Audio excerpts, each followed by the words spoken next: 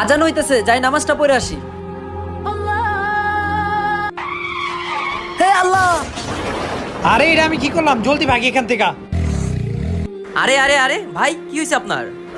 মসজিদে যাওয়ার জন্য বের হইছিলাম, হঠাৎ করে বাইকে এসে মাইরা দিছে। আরে ভাই আসেন আসেন আসেন আসেন, আমি আপনাকে গাছের পাশে নিয়ে বসাই, আসেন। পায়ে ব্যথা। এইখানে বসেন ভাই। আর হ্যাঁ ভাই, আপনি পায়ে ব্যথা পাইছেন, মসজিদ তো অনেক দূর, এক কাজ করেন, আপনি এখানেই নামাজ পড়ে নেন। আচ্ছা ভাই।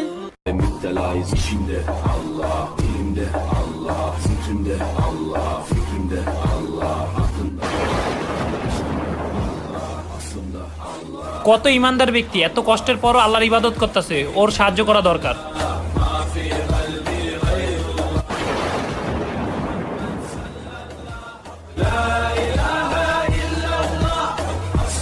আরে আমার পায়ের ব্যথা সব ভালো হয়ে গেছে।